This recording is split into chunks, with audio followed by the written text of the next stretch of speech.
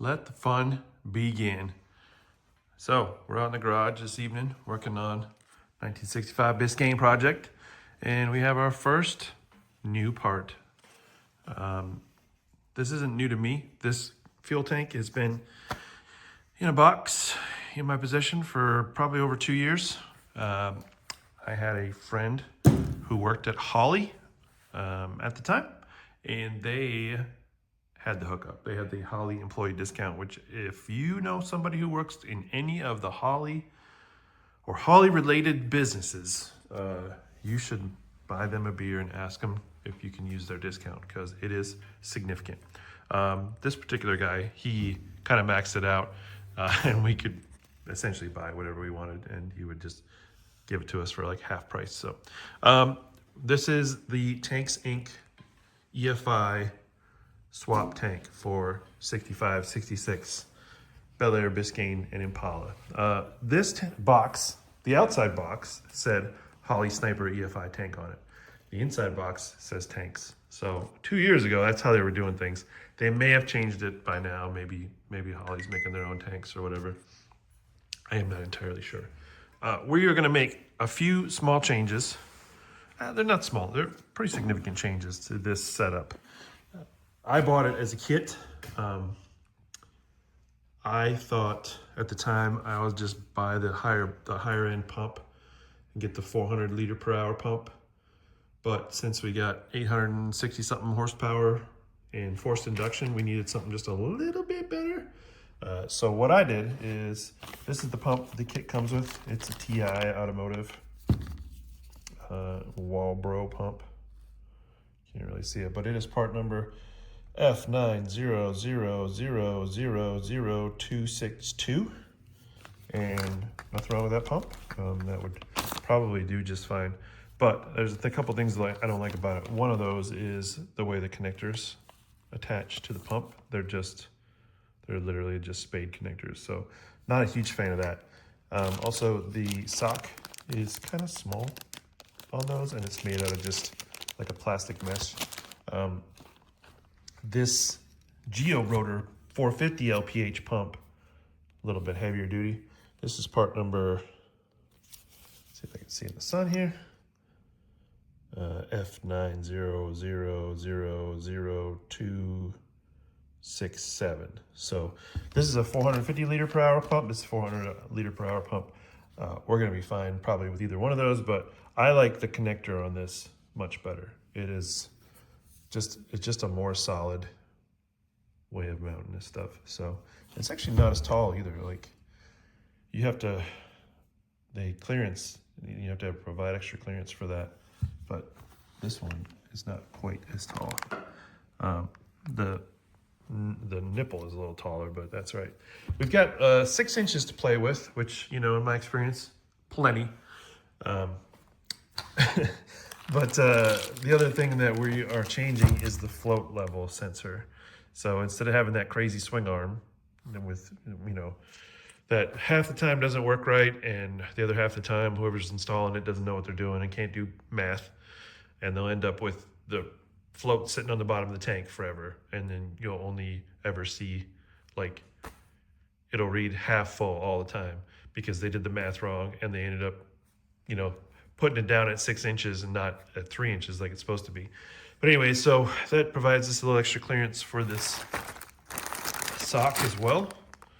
This sock is made of the Hydromat, and it's a little bit better. You can see they give you a few different selections for connectors, but yeah, we're gonna use these nice connectors on the fuel pump, and then we are going to change this to a floatless.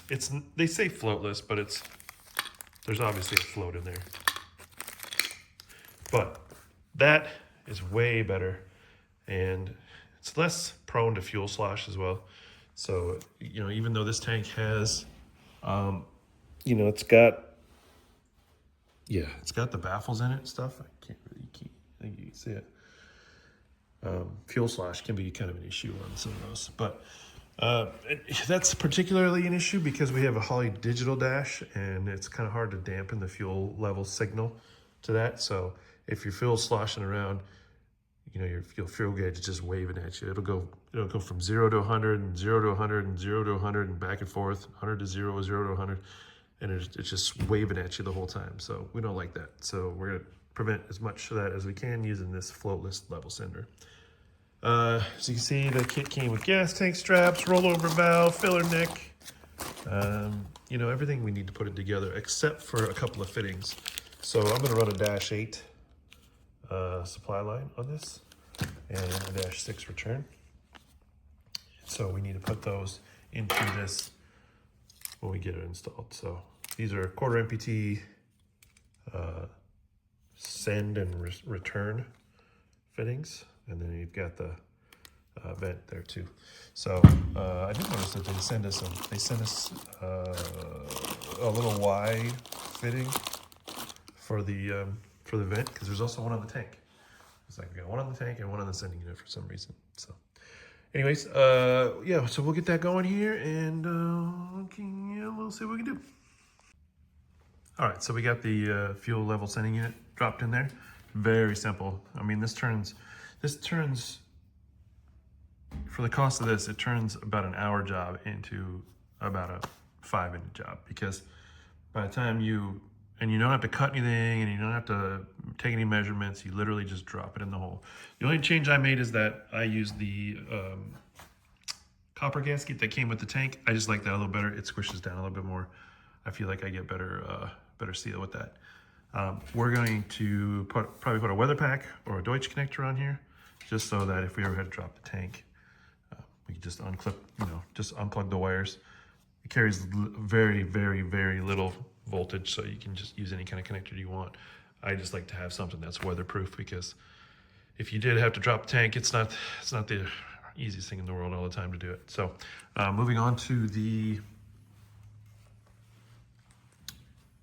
fuel pump. So the total depth of our tank from the bottom of this flange to the bottom of this sock is 6 3/4 inches. So what I did is I trimmed the return hose at 6 3/4 inches and gave it a little bit of a slash cut, so it wasn't just returning onto the bottom. You can see that's the R hose. They leave these long for you so that you can trim them to the length you need. And in this, 6 inches, 6 3/4 inches is about as short as the tank gets. So like this is going to be all the way up here. Like we're going to have to trim that almost all off, and really it's almost going to be touching right there. So we'll get that marked out. In the meantime, I put the wiring through. These come with these little crimp connectors. It slides back and forth until you tighten these nuts, and then it crimps down on it and provides a nice seal. I've never had one of those leak, so it's good. I'm gonna wait to put the fuel fittings on, because sometimes getting to the hardware with the fuel fittings on is a little bit difficult, and you want something that you can leverage against. So yeah, we're gonna put the rest of that together. I'm gonna mark this out. I got a little mark, silver marking pen. I'll measure,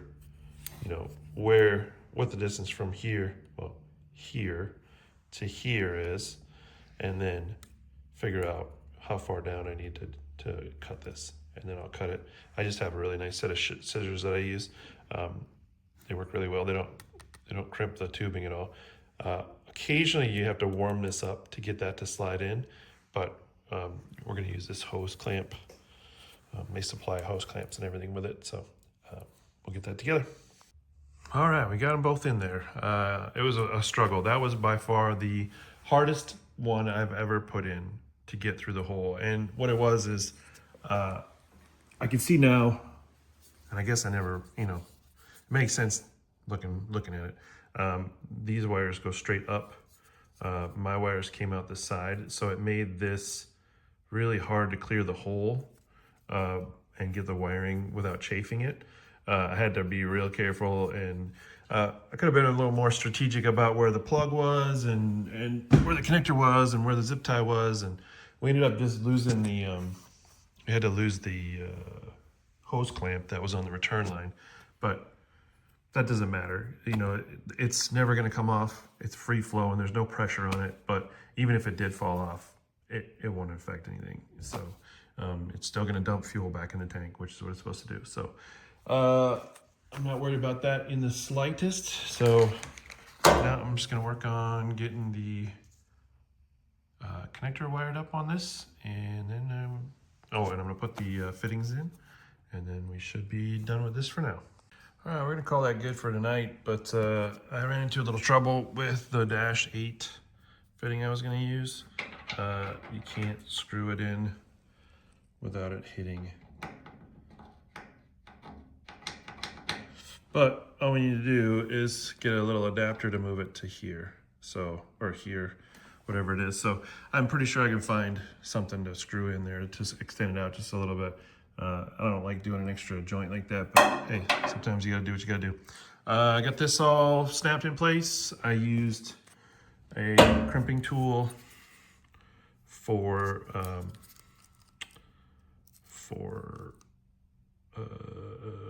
weather packs, but I took off the back gauge for it and it worked just fine. So yeah, I got a nice crimp on those. You always want to use the correct tool for the job. I mean, or as close as you can get. And that worked out good. And in order not to lose all the extra stuff, because I knew I would, I put the metal connector pieces in this end. I basically put everything together except for put wires in it and didn't crimp it or anything. And then I just snapped it on the end there. So that'll keep that nice and tucked away for us. And then as you can see, there's still enough room to plug it in and whatnot. So just have to get some connectors for this one and hook up the two vent lines together. I don't think they gave me hose for that, so I have to get some hose for it. So yeah, overall, pretty decent. If it wouldn't have been for how much I struggled to get that dropped in there, this wouldn't have taken that long at all. So that's that's the same for like every tank out there too, by the way. So you know, anything that's got a 5-bolt flange like that has an in-tank pump is going to be similar. So you can apply this to just about anything, especially any Tanks Inc tank uses pretty much the same thing. So, all right, that's one step down, about $1 million to go.